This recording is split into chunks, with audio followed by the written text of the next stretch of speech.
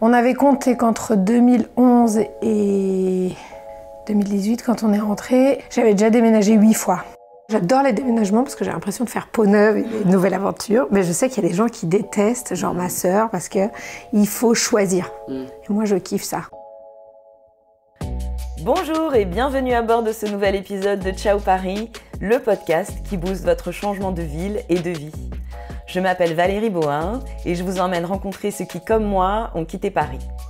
Portée par les témoignages du podcast, j'ai déménagé près de Toulouse en 2021 et je continue de vous proposer des témoignages optimistes et réalistes et des conseils d'experts pour accompagner votre nouveau départ. De ce moment où vous prenez conscience qu'il faut bouger, mais que vous ne savez pas trop par où commencer à votre installation en passant par l'organisation du déménagement, Ciao Paris vous aide à franchir chaque étape de ce grand projet. Pour être sûr de recevoir les prochains épisodes, c'est facile, il suffit de vous abonner à Ciao Paris sur votre plateforme d'écoute et pour encore plus de ressources et de conseils, inscrivez-vous à notre newsletter Pigeon Voyageur, le lien est dans la description de l'épisode. En attendant le début de la 4e saison du podcast qui sera diffusée à partir de début mars, je vous propose d'écouter ou de réécouter ces nouveaux départs que vous avez tant aimés et que vous avez plébiscités suite à notre sondage sur Instagram. Allez, c'est parti pour le ciao du jour. Il y a quelques mois, alors que je n'avais pas encore emménagé à Toulouse, j'ai rencontré Elsa, une serial déménageuse. Une quoi ? Une serial déménageuse. C'est une warrior du déménagement. Et j'ai eu très envie de récolter ses conseils et ses bons plans. Et justement, sur ce thème, Marie, une auditrice de Ciao Paris, m'a envoyé sur Insta le poème de Georges Perec qui s'appelle « Déménager ». Vous connaissez ? Moi, je l'ai découvert à ce moment-là et j'ai adoré. J'ai trouvé que ça résumait très bien le tourbillon qu'il y avait dans ma to-do list. Quitter un appartement, vider les lieux, décamper, faire place nette, débarrasser le plancher.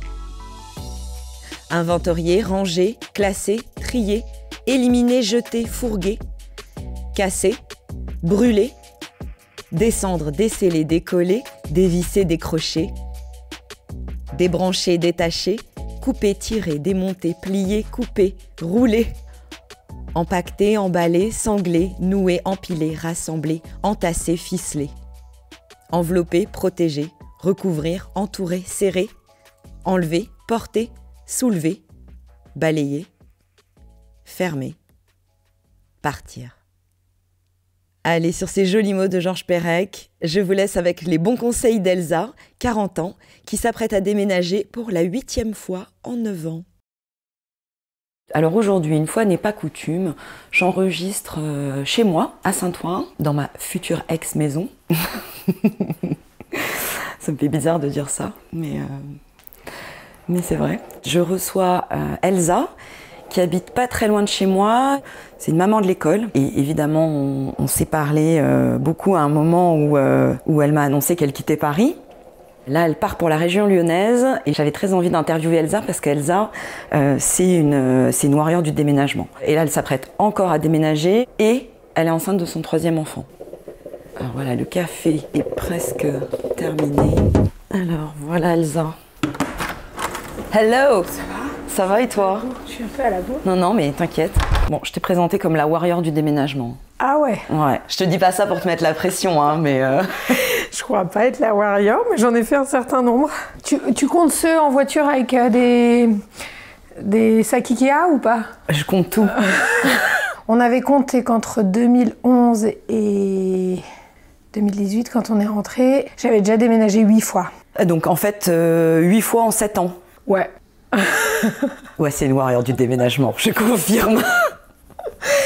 Café ou pas? Je veux bien, avec plaisir. Salut toi. Ouais, il y a Mimi qui va faire l'ingé son. Mimi, c'est mon chat. Mais je vieillis, alors on fait des déménagements plus cool. Ou je sais pas si c'est plus cool parce qu'on a plus d'affaires. Ah ouais? Bah avec les enfants, ça change tout quoi. Sans enfants, tu mets tout dans un sac et c'est fini, non?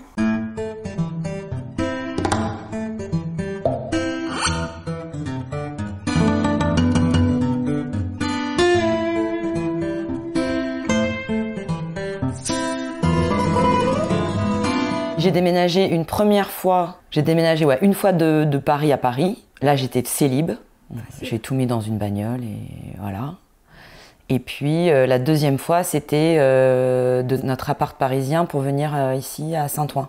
Et là, je me souviens, j'avais eu, c'était une copine qui m'avait donné un super, enfin j'avais trouvé que c'était un super conseil. Tout ce que t'emmènes doit avoir une place dans ton futur chez toi. Si tu lui trouves pas de place, tu bazardes. Ouais, c'est pas mal. C'est un peu ce qu'on est en train de faire là. On a remis les plans de la nouvelle maison pour voir un peu, en gros, hein, où est-ce qu'on mettra à peu près les meubles.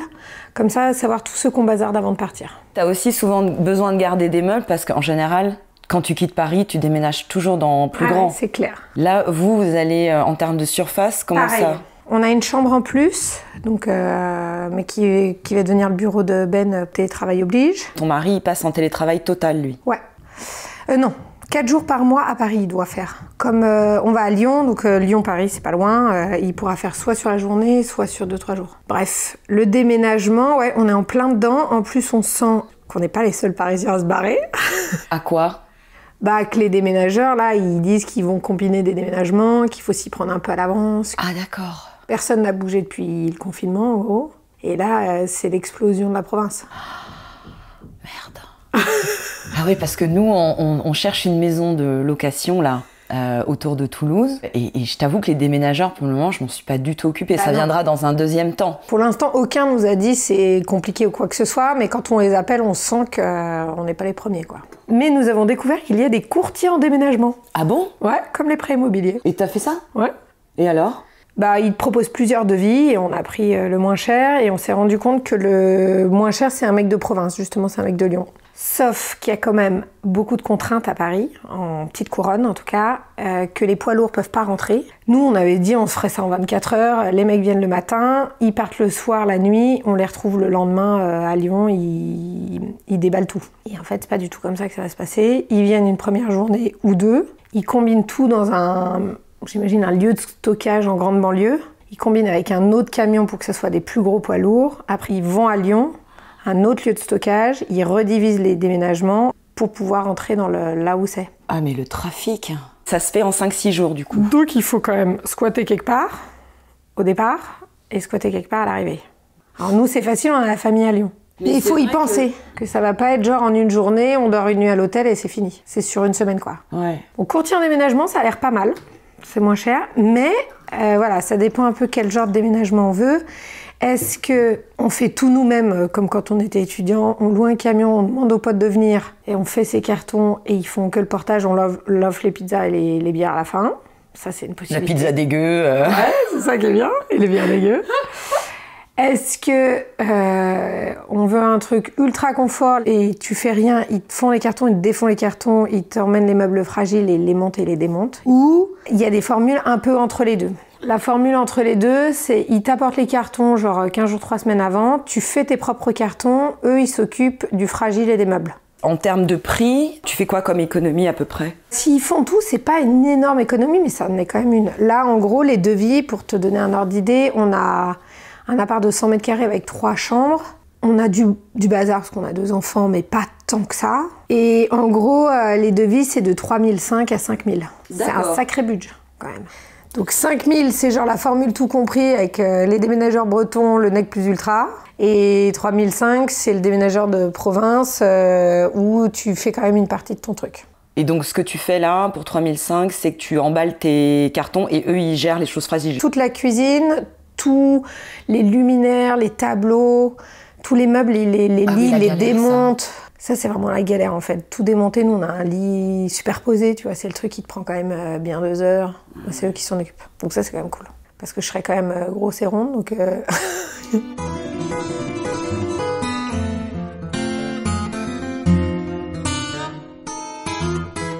T'es censée déménager quand? On est fin avril là. Début juillet, je serai à 6 mois de grossesse. Mais moi, je veux absolument faire les cartons parce que ça me permet de trier. J'adore les déménagements parce que j'ai l'impression de faire peau neuve et une nouvelle aventure. Mais je sais qu'il y a des gens qui détestent, genre ma sœur, parce qu'il faut choisir. Et moi, je kiffe ça. Quel meuble on emmène? Ça, c'est la vraie question. Et la deuxième chose que j'ai compris, parce que j'ai déménagé beaucoup de fois, c'est tous les cartons qu'on n'a pas ouverts depuis le dernier déménagement, à part les papiers ultra importants de nos études et tout ça, on bazarde. Tout ce que tu te dis, ah, mais ça peut servir pour le camping, ça peut servir. Si ça fait 2 ans que tu n'as pas ouvert le carton, c'est qu'il y a peu de chances quand même que tu en aies vraiment besoin. En même temps, tu parles par exemple d'un accessoire pour le camping. Quand tu seras à Lyon, tu auras peut-être plus d'opportunités de faire du camping que en habitant à Saint-Ouen, dans la petite couronne parisienne. Oui, mais je me dis qu'on pourra toujours emprunter à des potes ou si c'est une fois tous les 2 ans, est-ce que vraiment il faut qu'on stocke une tente qui a 12 ans, qui est plus étanche Mais moi je suis comme toi, j'adore ça aussi. Je savais pas encore cet été qu'on allait vraiment déménager cette année. On n'empêche que quelque part je préparais, tu vois, c'est un peu comme quand t'es enceinte, tu fais ton nid. Voilà. Exactement. Moi je faisais mon nid pour déménager. Et donc effectivement, j'ai commencé en fait en rentrant de vacances à bazarder quoi. Et moi ça me fait un bien fou de faire du vide. Il y a un champ des possibles qui s'ouvre à toi, qui est incroyable. Tu vas pouvoir encore stocker plein de trucs. Ouais. Parce qu'au final c'est un peu ça. C'est l'histoire des vases communicants quoi. Tu vides d'un côté mais... Oui, il y a de grandes chances que tu récupères. Ma technique c'était de faire une pièce quand j'ai le temps. Ah, super. Genre la salle de bain. Donc tu tries toute la salle de bain, il faut faire quand même toute la pharmacie, parce qu'en 2 ans, là, on a accumulé une pharmacie énorme. C'est des trucs qui sont périmés de 2015. Ouais. Il faut faire quelque chose. Après, la complexitude, là, c'est les enfants, parce que jusqu'ici, ils avaient rien le droit de dire, ils étaient trop petits, mais maintenant, ils disent. Donc, qu'est-ce qu'on emmène de leurs jouets? Alors ça prend du temps. Surtout qu'ils sont petits, tes enfants. Quel âge il a, Jacques? 6, et le petit, il a 3. J'ai fait une brocante il y a pas très longtemps, et là, j'ai essayé de faire un tri avec eux, et je leur ai dit... Tout ça, on le donne à des enfants ou on le vend pour des gens. Mais en contrepartie, vous aurez le droit à 2 jouets à la brocante. Ah ouais, carotte. Carotte. Grosse carotte. Tu leur fais croire que ça va être sympa alors qu'en fait, c'est pourri pour eux. Ça prend un peu de temps, mais ça fait du bien aussi de plus en avoir partout. J'en peux plus. Ouais. On a 3 bateaux de pirates. Ceci dit, tu peux peut-être payer ton déménagement avec le bateau pirate Playmobil, vu ce que ça coûte. C'est clair. 3 bateaux, un bateau égale un tiers du déménagement, c'est bon. Qu'est-ce qu'il reste d'autre? La cave. Ah putain, on en sort tout juste là. Vous avez déjà trié? Ouais, ça y est. Mais c'est le premier truc que j'ai commencé à trier cet été après les vacances. Comme c'était le moment où j'avais le plus d'énergie, je me suis dit je vais m'attaquer au plus difficile. Donc j'ai commencé par la cave, dans laquelle on pouvait clairement pas mettre un pied par terre. J'ai donné beaucoup. Les trucs qui étaient un peu, qui avaient un peu de valeur, un peu sympa, j'ai mis au dépôt-vente. Parce que j'ai vraiment la flemme de faire du Bon Coin ou... Ouais, Vinted. Ou Vinted. Et puis j'ai jeté beaucoup. C'est ça, je me posais la question l'autre jour, où est-ce qu'on met le coton à recycler?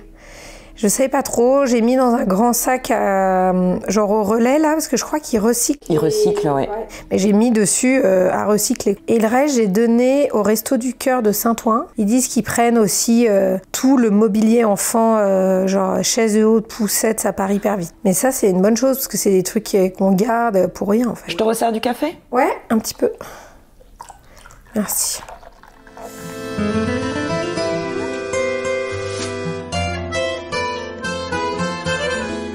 Alors, le problème du déménagement écolo, c'est que t'arrives dans plastique et carton land.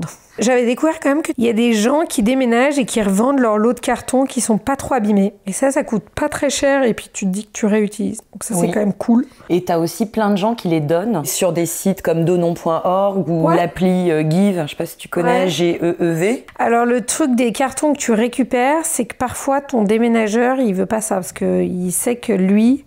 Il veut optimiser sa place, donc il veut des cartons d'une telle taille. Donc c'est valable si toi, tu déménages tout seul? Ou alors il faut voir avec le déménageur. Puis lui, il veut peut-être te vendre ses cartons aussi. Ouais, ça fait partie du package. Oui, si ça fait partie du package, t'as pas besoin de racheter tes cartons. Après, en revanche, tu peux toujours les donner. De toute façon, déménager, c'est pas très écolo. C'est clair.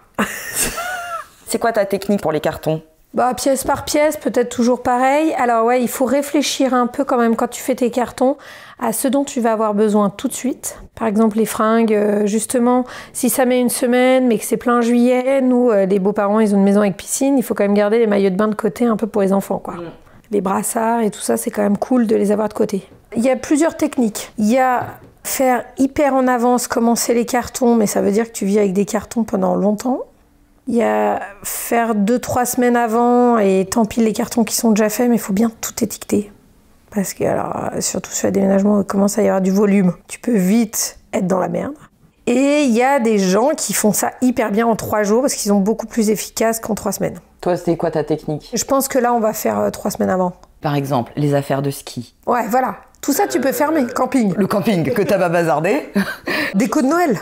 Ça prend pas beaucoup de place. Non, mais il y a des choses que tu peux déjà pré-préparer. Il y a des gens que ça stresse de vivre au milieu des cartons. Mais c'est vrai que moi, je me vois pas là. Je pense qu'on va déménager d'ici... J'espère d'ici 2 mois. Franchement, je me vois pas commencer maintenant. J'ai déjà bien fait le tri. En gros, tout ce qui reste là, on l'emmène. Bon, ben voilà. Après, je pense que chacun est un peu à ses orgas perso. Il y a plein de façons de faire. Ce qui compte, c'est que ça marche pour soi. Et puis, je sais pas, il y a des couples qui sont très organisés à 2 et d'autres, il y en a un des 2 qui va tout faire et l'autre qui met... C'est comment chez toi? Non, nous, c'est pas mal réparti. Ça va, on a pas mal déménagé, donc chacun... Ah voilà, alors ça, c'est l'autre truc, c'est que Benoît a un gros truc avec les écrans, donc je sais qu'on a gardé toutes les boîtes, des télés, de son ordi, et ça, personne n'a le droit d'y toucher, même les déménageurs. Il range bien ses câbles. Voilà, si j'y touche, c'est la mort. C'est le divorce. Donc, je n'y touche pas.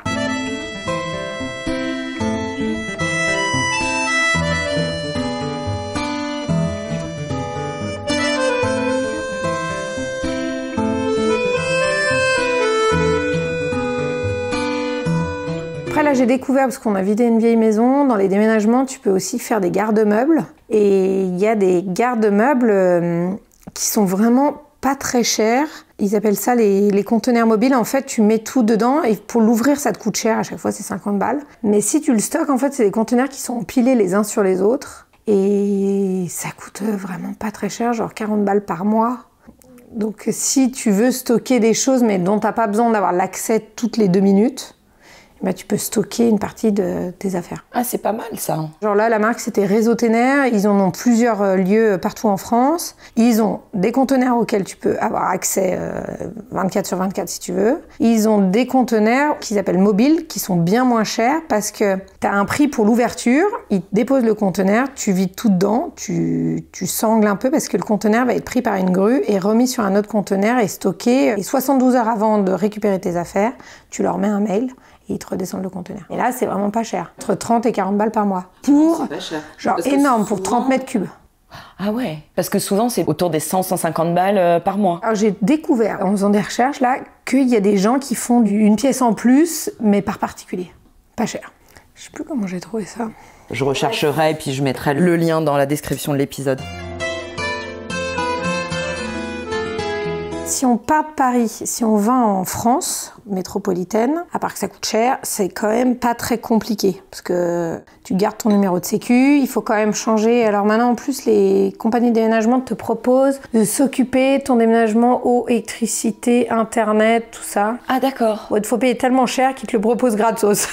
Pour EDF, il faut faire vachement gaffe que si tu arrives dans une maison, que les gens ne résilient pas avant que tu arrives dedans, parce que sinon tu arrives sans électricité. Il vaut mieux que les gars ne résilient pas. Quand tu y vas, tu prends le numéro du compteur, comme ça tu répartis combien ça coûtait pour chacun, et que tu fasses le changement en direct, soit avec eux, soit sans eux, et que tu leur refiles... je sais pas, en plus ça va coûter 10 balles, de différence de sous, plutôt que se retrouver dans une maison sans électricité. Parce que le frigo, tu l'as dans le os, t'as pas de lumière, ça peut vraiment être galère. Bon, en plein été. C'est pas grave. En plein hiver, ça peut être un peu chiant. Ah ouais. Tu vas changer de banque ou pas en déménageant à Lyon? Non, mais en achetant, on a pris une banque, tu sais, à 2 quoi. Mais nous, on a fait le choix, après chaque couple fait comme il veut, moi je garde ma banque, Benoît garde sa banque et on a une banque pour le prêt. On mutualise pas tout. On verse une partie de notre salaire dessus et voilà. Parce que j'aime cette idée de garder un salaire pour moi. Et toi, c'est une histoire d'indépendance, c'est quoi?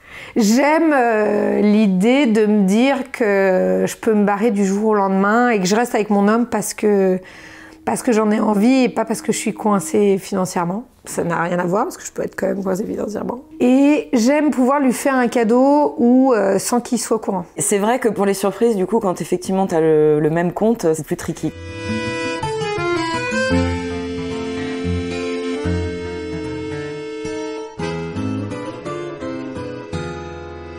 Vous avez choisi quoi comme environnement? On va être semi-urbain et nous, on va pas acheter une deuxième voiture, mais on va acheter un vélo cargo. Ah, la grosse mode du vélo cargo. Ah ouais, c'est grosse mode, mais c'est mon rêve. Et je viens d'entendre la semaine dernière qu'ils ont dit, hein, alors j'ai aucune idée, il y avait déjà 600 balles là pour les vélos électriques. Alors, il faut se méfier que ça dépend des régions. Par exemple, dans Paris, Intramuros ou Île-de-France, c'est sans condition de revenu, alors qu'à Lyon, par exemple, c'est si on a un revenu familial de moins de 50 000 balles.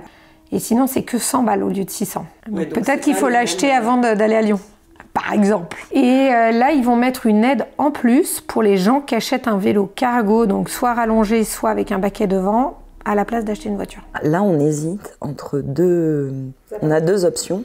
Une maison qui est dans un lotissement au milieu d'une ville plutôt semi-urbain. Et puis l'autre maison qui est à 500 mètres d'un village. Pareil, village avec plein de commerces, très vivant et tout. Mais la maison, elle est sur une colline. T'as vu sur l'Ardèche, vue sur les Pyrénées. T'as 3000 mètres carrés de terrain. Et c'est pour louer ou c'est pour acheter? C'est pour louer. La maison qui est dans le lotissement, c'est dans une ville qui est collée à Toulouse. Ça veut dire que tu peux aller à Toulouse facilement, même en transport? Ouais. Et l'autre qui est à une demi-heure de Toulouse, mais tu peux aussi aller à Toulouse très facilement. Et la question c'est, est-ce que dans la maison de campagne, je vais pas me sentir trop isolée? Quand on a choisi de partir vers Lyon, on n'était pas tout à fait d'accord sur nos besoins, parce que moi je voulais rester en semi-urbain ou très urbain, parce que quand il y a musique ou le sport ou machin, en fait, le mercredi ça devient un taxi, quoi, ou même tout le temps. Et ben, je voulais pas ça. Pardon, je t'interromps, mais... Il y a un camion de déménagement qui vient d'un énorme camion de déménagement qui bouge toute la vue, qui vient de se garer devant la maison. Qu'est-ce qui déménage? C'est vos voisins? Ça déménage dans tous les coins là. C'est non-stop.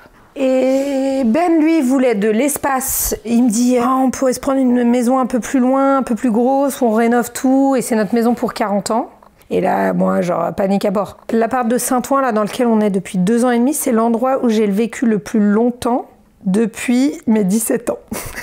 Ah ouais! En 20 ans, quoi. 2 ans et demi, c'est vraiment le max dans un même appartement. T'as pris racine, là?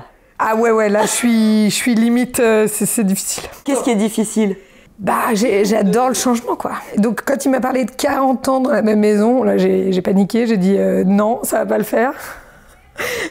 Et on a eu un coup de cœur pour cet maison, là, où on pense, on sait pas, hein, mais on s'imagine 5-10 ans dedans, et puis après peut-être changer. C'est pas le truc de 40 ans, mais c'est pas le truc d'1 an non plus. Donc t'as quand même envie de te poser un peu, après tous ces déménagements. Ouais, oui, alors ouais, c'est ça qu'il faut bien réaliser avec un déménagement, c'est la fatigue que ça engendre. On a des potes qui nous avaient vraiment dit, si vous déménagez, si un de vous deux peut ne pas travailler pendant quelques mois à votre arrivée, si financièrement ça passe, offrez-le vous. Parce que eux, ils avaient déménagé tous les deux en travaillant 100% 15 jours après. Et ils disaient que, en fait, c'est ultra fatigant. Alors, les enfants, c'est adaptable, et gna gna gna et tout. N'empêche, les enfants, ils aiment tellement la routine. C'est un truc de malade. Alors, ils s'adaptent, hein. Mais il faut avoir du temps et l'énergie pour eux. En fait, c'est quand même hyper agréable si un des deux est dispo pour faire les choses avec du temps et la lenteur. Je trouve. Bah, nous, là, ma grande chance, c'est que je vais être en congé maternité. Alors, il va y avoir un bébé au milieu de tout ça, mais je vais avoir du temps pour les grands jusqu'en mars. Oui, parce que comme c'est ton 3e enfant, t'as 6 mois de congé maternité. Ouais. Ah, c'est top, ça. On n'aurait pas pu mieux viser. Ce déménagement vous est offert par la Sécurité sociale. C'est un peu ça. Ça, c'est cool, quand même. Bon, moi, je dis ciao Paris. Toi, tu dis quoi? Ciao Paris, mais peut-être on y reviendra. On sait jamais.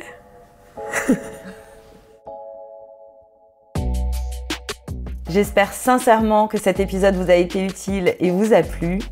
Pour être sûr de ne pas rater la reprise des nouveaux épisodes du podcast et le début de la 4e saison qui sera publiée à partir de début mars, je vous invite à vous abonner à Ciao Paris sur votre plateforme d'écoute pour être sûr d'être notifié au moment du redémarrage. Et pour encore plus de ressources et de conseils, vous pouvez vous inscrire à notre newsletter Pigeon Voyageur. Le lien est dans la description de l'épisode.